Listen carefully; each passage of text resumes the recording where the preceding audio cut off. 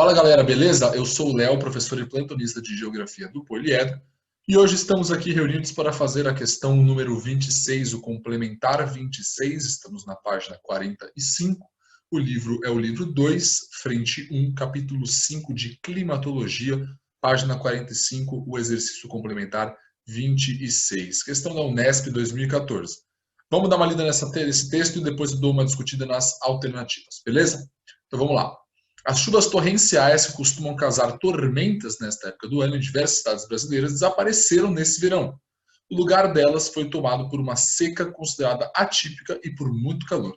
Este é, sem dúvida, um verão de recordes. São Paulo registra, há mais de 48 dias seguidos, temperaturas máximas acima dos 30 graus, mais do que as médias históricas dos meses de dezembro, janeiro e fevereiro registrados nos verões dos últimos 20 anos. A dinâmica da circulação atmosférica tem importante papel na definição dos regimes climáticos predominantes em cada região brasileira. Dentre as razões que explicam a excepcional estiagem e as elevadas temperaturas que assolam a região centro-sul do Brasil em janeiro e fevereiro de 2014 estão... Bom, primeiro eu vou te dar então um panorama a respeito de como funciona a circulação geral da atmosfera, particularmente na região aqui, afetando particularmente a região do Sudeste brasileiro, que é a região que estamos avaliando na questão, e aí depois eu retomo algumas das alternativas para a gente avaliar qual delas é a mais adequada. Então, quando a gente está falando do clima da região aqui sudeste, do estado de São Paulo, estamos pensando no chamado clima tropical de altitude, que vai ter mais ou menos as características aqui apresentadas por este climograma. As chuvas especialmente concentradas durante o verão e são geralmente chuvas bem abundantes. O verão é geralmente uma estação bem chuvosa, com grande volume de chuva, enquanto o inverno é geralmente a estação mais seca. Justamente por conta dessa condição, desse padrão tipicamente observado, é que o verão de 2014 foi um verão totalmente atípico. Você teve um verão muito mais seco do que ocasionalmente ele seria, normalmente, seguindo o padrão, seria um verão mais úmido. Então, o que ocasionou essa anomalia, essa condição atípica do ponto de vista climático? Na imagem ao lado, nós temos aqui alguns dos fenômenos, dos mecanismos climáticos que contribuem para a formação desse padrão climático durante o verão. Durante o verão, aqui na região, particularmente, nós temos geralmente a formação de um centro de baixa pressão atmosférica. É uma excepcional condição de formação de centros de baixa pressão nas proximidades dos trópicos, local esse que geralmente a gente tem centros de alta pressão. O que está acontecendo aí? Se é verão para o hemisfério sul, o trópico de Capricórnio, próximo à latitude ali dos 20 graus, 23 graus no hemisfério sul, ele está recebendo incidência direta de raios solares. Então você tem ali uma região muito aquecida e por conta dessa condição é que acaba se formando ali também um centro de baixa pressão. A zona de baixa pressão, que geralmente está nas proximidades da linha do Equador, durante o verão ela se aproxima um pouco da região tropical. E é nessa condição que se forma isso que a gente chama de ZCAS, Zona de Convergência do Atlântico Sul, ok? É um centro de baixa pressão que vai atrair a movimentação do ar vindo de outros locais. Que locais são esses? Você tem ventos vindos da Amazônia, e aqui a gente pode traçar um paralelo com aquilo que a gente chama de rios voadores, ok? É aquele movimento da umidade saindo da região amazônica e se aproximando aqui da região sudeste. Nós temos um movimento que está associado aos ventos alísios, que está associado às massas de ar que vêm do oceano, como a massa tropical atlântica, que vão conduzir o ar em direção ao interior do continente e transportar justamente nesse trajeto também a umidade vinda do oceano. E você tem ainda a possibilidade da formação de frentes frias, principalmente através da atuação da massa polar atlântica. A massa polar atlântica ela é uma massa fria, ela vai se encontrar com outras massas de ar quentes e úmidas, principalmente a massa tropical atlântica, e com base nessa condição vão se formar também chuvas. Então, a umidade é muito abundante, por quê? Porque você tem essa soma de fatores, Você tem ventos vindos da Amazônia transportando a umidade da floresta, rios voadores, você tem os ventos alísios e as massas de ar que vêm do oceano transportando a umidade, e você tem também a possibilidade de se formarem frentes frias pelo contato com as massas frias, como a massa polar. E nesse conjunto de fatores temos um verão mais chuvoso. O verão de 2014 ele foi particularmente um verão atípico, principalmente por conta da formação de um grande centro de alta pressão, um anticiclone. A formação desse centro de alta pressão funcionou como uma condição de repulsão do ar. O raciocínio é sempre pensar que o ar vai das zonas de alta para as zonas de baixa pressão. É a diferença de pressão que cria a movimentação dos ventos. Então, tendo ali um centro de alta pressão, eu tenho ali uma dispersão do ar. Se o ar está divergindo a partir deste local, ele impede a chegada desses ventos úmidos. Repare como no desenho aqui nós temos esse desvio, né, dos ventos úmidos em relação à região sudeste e parte também aqui da região centro-oeste, né? Os ventos úmidos vindos da Amazônia ou vindos do oceano, eles vão sofrer um desvio das suas trajetórias pela ação desses centros de alta pressão. Então, aí que está a condição principal para justificar aquele verão atípico que nós tivemos em 2014, a formação de um centro de alta pressão.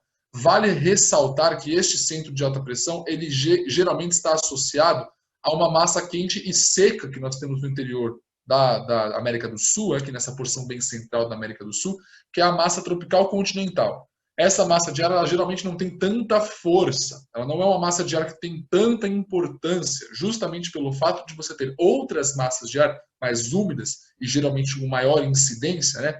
Principalmente a massa equatorial continental e a massa tropical atlântica, que vão, em certa medida, anular a atuação dessa massa tropical continental. De modo geral, né, o verão tende a ser mais quente e úmido, o que faz com que essa massa tropical continental perca um pouco da sua influência.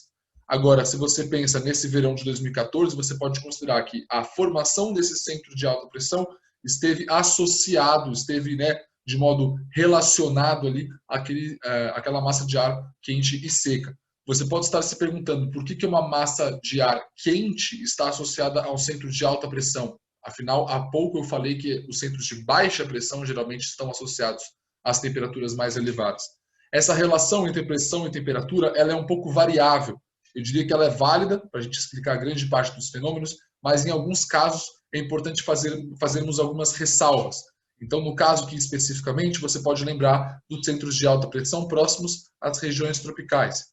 É como se neste verão de 2014, aquele fenômeno que há pouco eu havia comentado, né, que durante o verão, por conta da incidência direta dos raios solares nas regiões tropicais, ali se formam centros de baixa pressão, e aquilo justificaria o centro, a zona de convergência do Atlântico Sul, certo? Nesse caso do verão de 2014, podemos dizer que isso não ocorreu de forma muito efetiva. O centro de alta pressão permaneceu sobre a região tropical, associado justamente à massa tropical continental, e aquilo acabou impedindo a formação das chuvas. Então, nesse caso, é uma alta pressão que está associada a uma temperatura mais elevada? Sim. O fator que cria a alta pressão aqui não é a temperatura necessariamente, é a própria circulação do ar.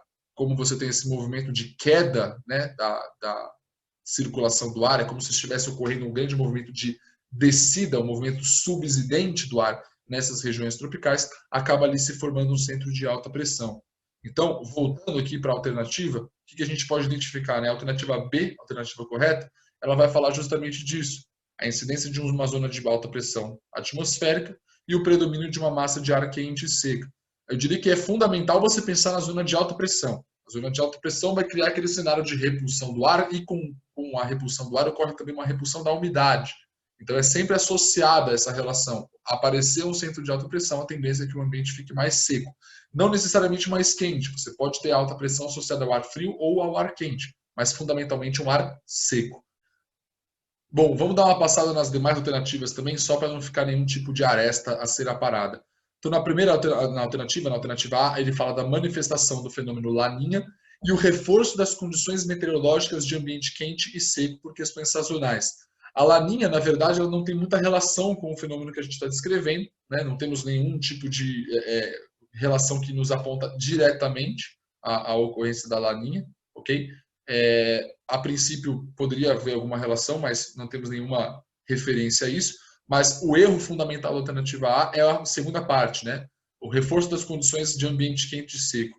Não são as condições esperadas para o verão, conforme a gente viu, né, no climograma. Então, não podemos pensar que seria um reforço das condições. Na verdade, é um contraponto, né? Uma condição contrária àquilo que a gente está acostumado a ver na região. Ok? Na alternativa C, ele fala de uma zona de baixa pressão e a passagem de uma massa de ar quente e seca. Não poderíamos ter uma zona de baixa pressão justamente pelo fato de uma zona de baixa pressão se configurar como uma zona de atração do ar. Se tem atração do ar, teria também umidade. Seria, né, aquele padrão normal que esta imagem aqui representa. Né? Essa zona de convergência do Atlântico Sul é uma zona de baixa pressão. E aí, por conta disso, é que você tem essa convergência de ventos úmidos formando ali chuvas. Então, a ausência desse centro de baixa pressão, né, e a formação no lugar dele de um centro de alta pressão é que justifica isso. Na dele fala da atuação da zona de convergência do Atlântico Sul e o predomínio de uma massa de ar quente e seca. Justamente não tivemos a atuação muito efetiva da zona de convergência do Atlântico Sul, justamente pela ausência daquele centro de baixa pressão e a formação de um centro de alta pressão. Novamente, né? Zona de convergência do Atlântico Sul e zona de baixa pressão, nesse caso, quase que sinônimos. Tá bom? E por fim, a alternativa E, que vai falar da presença de uma zona de convergência intertropical, também já não vale, né? Zona de convergência é sempre uma zona de baixa pressão, não vale também a alternativa. E a existência de um evento climático extremo de subsidência da umidade em superfície. Não temos umidade fazendo esse movimento de subsidência também, justamente na ausência desse centro de baixa pressão. Então, a ideia é pensar justamente, né, reforço aqui o entendimento disso, a condição que um centro de alta pressão exerce no sentido de dispersar o ar e, com isso, também dispersar a umidade. É essa a condição fundamental que a gente tem que entender para responder essa questão. Beleza, minha gente? Então é isso aí. Espero ter ajudado. Vou ficando por aqui. Até a próxima. Bons estudos para você.